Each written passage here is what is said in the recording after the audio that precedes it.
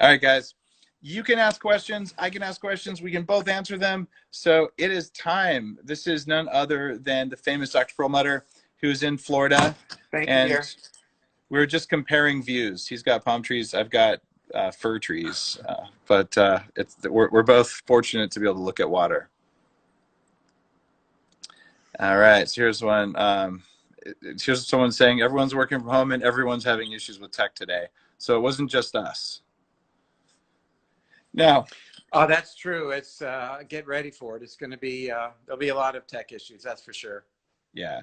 The good thing is I helped to build some of the infrastructure that's on the internet today and know how it's all wired. It scales. So we can put it in. But what you don't hear about is all the people who are working in data centers and in telecommunications, keeping the stuff working, who are also putting themselves at risk, just like people delivering your Amazon packages. So shout out not just to our doctors and nurses and emergency room people, but also to the people keeping the wheels on the bus, because I appreciate you guys.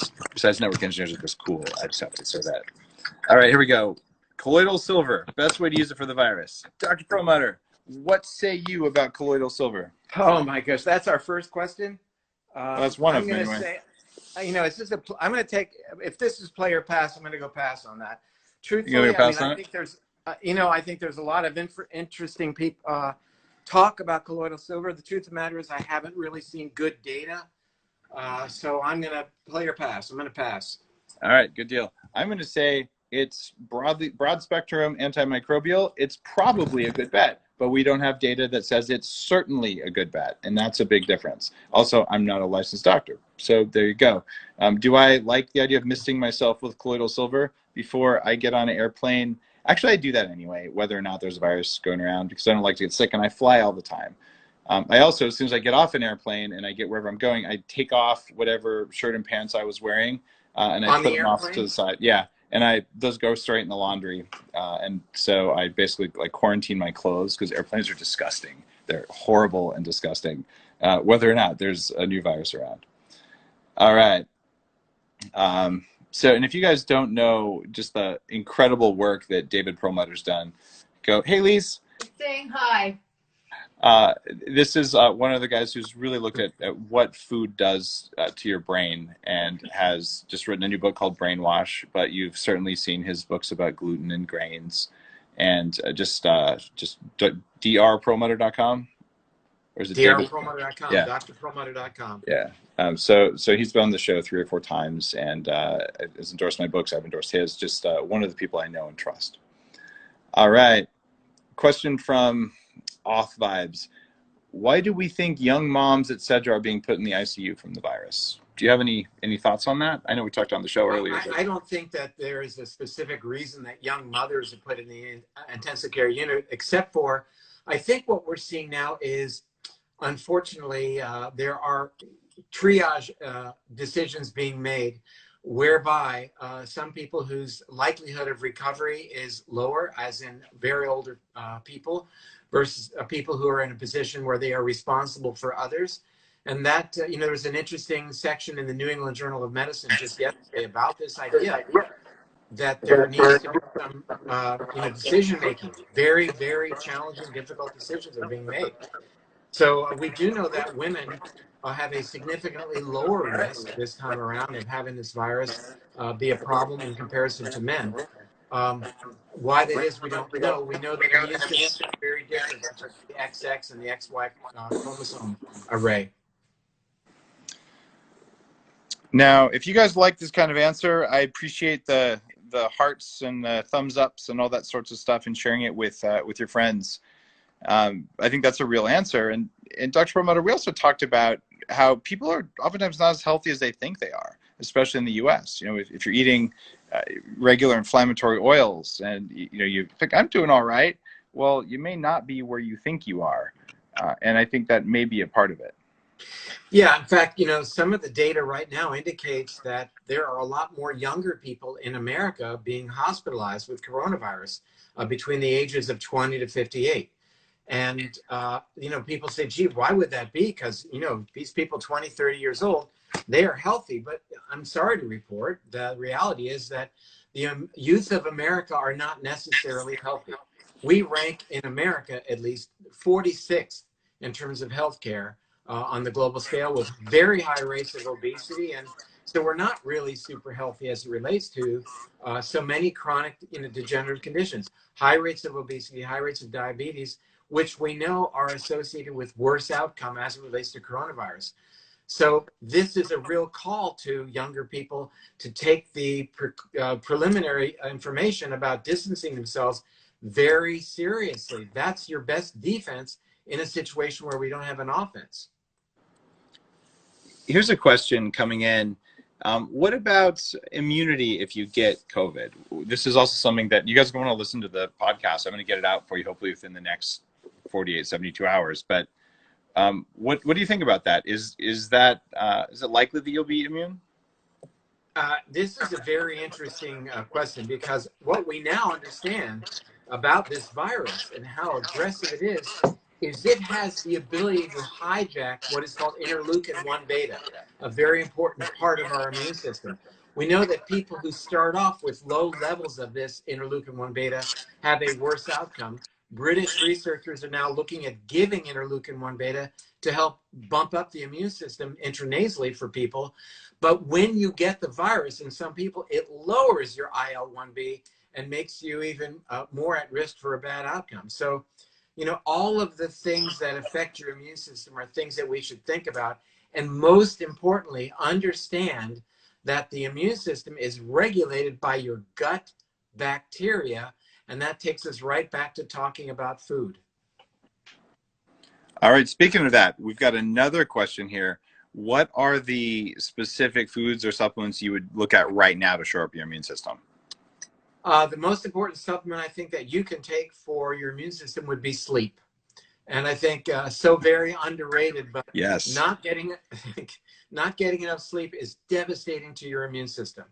So it means turning the TV off in the afternoon and evening, not watching the TV during dinner, and do everything you can to get a good 7 hours of sleep, or maybe even 8 hours.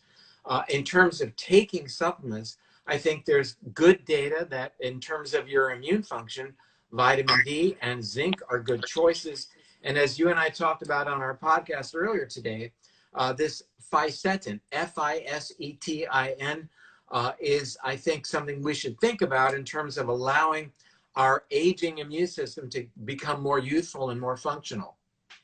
By the way, if you read Headstrong or Game Changers or probably Superhuman, I mentioned that supplement, fisetin or fisetin, Fisetin, because it's a nootropic. I'm actually just looking for your book because I have it right here.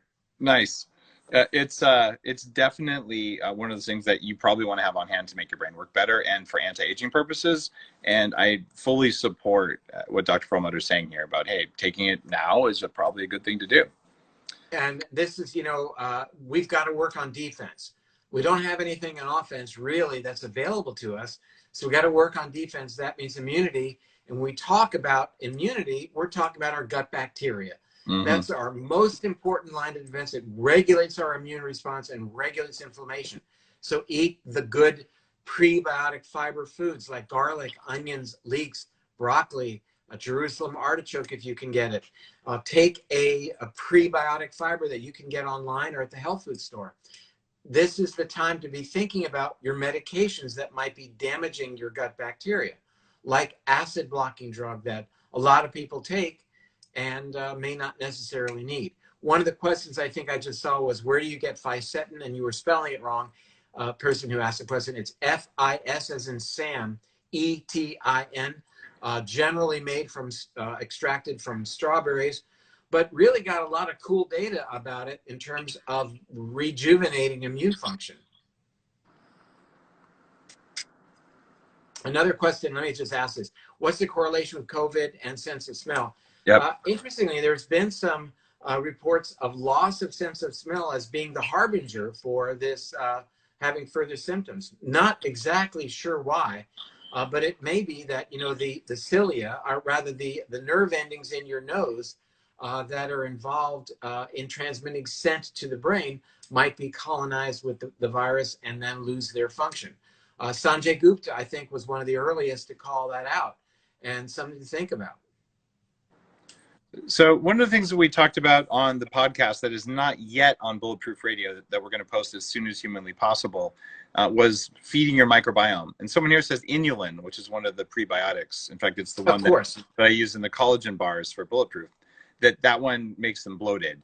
And so what are some examples of the types of prebiotics? I know you and I both make prebiotic formulas, but the types of things that are going to feed good bacteria, which reduces inflammation. Oh, good. Well, then again, you should try to find whatever prebiotic you can tolerate. Yeah. That said, if you do get a lot of gas from a prebiotic, that might help you with respect to social distancing. Who knew? Dang. Who knew, right? Right. But so maybe inulin for that person. But there are various prebiotics out there. Fructooligosaccharides is slightly better tolerated. I think acacia gum and baobab fruit. Acacia gum and baobab fruit are very well tolerated. But you know what? If you don't buy a supplement, just increase your consumption of things like onions, garlic, leeks, various types of vegetables have prebiotic fiber in them. And at the same time, ask yourself what you might be doing to traumatize your gut bacteria in terms of highly chlorinated water or taking acid blocking drugs that you might not need, or unnecessarily taking an antibiotic, for example. Those represent pretty powerful traumatic events for your gut bacteria. We now have great research that shows, for example, that exercise is related to greater diversity of the bugs in your gut. So this is not the time to give up on exercise because you're upset about everything and becoming depressed. This is when you need exercise the most. Is it the time to have the most, like to start an aggressive new exercise regimen, or just to do moderate exercise? I think it's a great time to start anything, whether it's learning a language, playing an instrument, exercise, whatever it may be, because dedicate your mind and your thought process to whatever that new idea is. And really, most importantly, whatever you can do to offload all of this media that is making people very, very nervous and anxious and fearful is a good thing. I'm certainly not saying that we shouldn't be paying attention. There's wonderful information coming our way from governmental institutions and from others like yourself, for example. But I think to bombard yourself with 24/7 is going to really tie you into your fear part of your brain, the amygdala. And what does that do? It compromises your immune system. So the more you watch the TV and the news and all the numbers, which are terrible, the more your immune system is going to suffer. In fact, I have a challenge for you guys. You have no commute for the next at least 2 to who knows how many weeks. So pick up a copy of Brainwash, which is a book that just came out from Dr. Perlmutter, where he talks about fear and anxiety and what's going on inside your thought process, how your brain is hijacking things. The exercises in there will help you make better decisions on everything you're doing. And I'm definitely a fan of that mindset that says, what should you do right now about all this stuff? Well, number one is just chill out, right? And that's it's hard to do, but you can. It's not easy to do. Yeah. But just limit your exposure to what's going on. We all know what's going on. We all know. Mm-hmm. You'll know soon enough if there are new governmental impositions in the area in which you live. But what you have talked about and what I've talked about is, for example, plant a garden if you have land. If not, get some pots and plant some vegetables or herbs. Good for you because you're reconnecting with nature, but also, hey, you might need to eat those vegetables at some point. There's something about life. Just planting things connects you with life. And I mean, you have nature outside your door. I have sheep and pigs and a giant garden.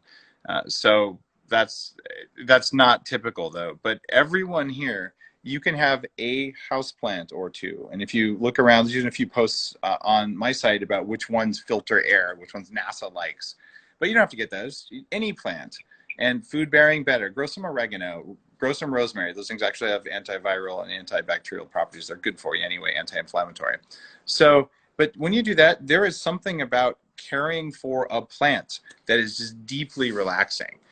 So I'm just going to encourage that you do that at a minimum because it's not very expensive, and it's You're not going to get to go outside if you're in New York in an apartment building, but you can do that, and you should do that. It'll really change things for you. I'm all in. And I want to say, Dave, we've been getting a lot of questions about fasting. And we talked Yeah. about it in the on the podcast. And we did a fast on Sunday with all of our, well, not all, everybody didn't participate, with many of our podcast participants. And we talked about it in the context of, again, augmenting immune function. It was a 24-hour fast. Some people indicate it might need to be a little bit longer, but we know that when we stress ourselves in this way, it's good for immunity. Yep. And we've talked about the best defense is a good offense. We don't have an offense here.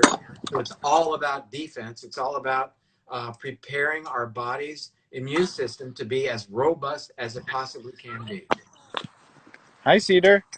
Sorry, I'm practicing social distancing with an 18-month-old behind me and grounding while we're doing our podcast here. So just keep going.